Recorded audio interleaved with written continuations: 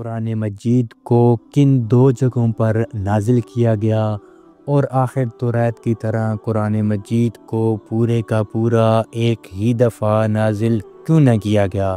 بسم اللہ الرحمن الرحیم۔ السلام علیکم۔ قرآن کریم دراصل کلام الہی ہے، اس لیے ازل سے لوح محفوظ میں موجود ہے، جیسا کہ قرآن کریم میں ارشاد ہے، بلکہ یہ قرآن مجید ہے لوح محفوظ میں۔ پھر لوح محفوظ سے اس کا نزول دو مرتبہ ہوا۔ ایک مرتبہ یہ پورے کا پورا آسمان دنیا کے بیت العزت یعنی بیت المعمور جو فرشتوں کی عبادت گاہ ہے اس پر نازل کیا گیا، اور پھر وہاں سے آہستہ آہستہ حضور پر نازل کیا گیا، حالانکہ 23 سال میں اس کی تکمیل ہو گئی۔ یہ دونوں صورتیں قرآن مجید کے بھی انداز بیان سے واضح ہیں۔ علماء کے مطابق پورے کا پورا قرآن مجید ایک ہی دفعہ نازل نہ کرنے کی جو وجوہات ہیں وہ مندرجہ ذیل ہیں۔ پہلی وجہ یہ تھی کہ حضور امی تھے، یعنی لکھنا اور پڑھنا نہیں جانتے تھے۔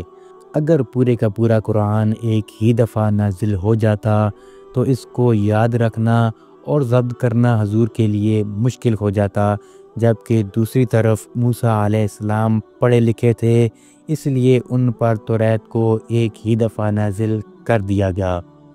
دوسری وجہ جو علماء بیان کرتے ہیں کہ اگر پورے کا پورا قرآن ایک ہی دفعہ نازل ہو جاتا تو اس کے تمام احکام کی پابندی فوراً لازم ہو جاتی، اور یہ اس حکیمانہ تدریج کے بالکل خلاف ہوتا جو شریعت محمدی میں ملحوظ رہی ہے۔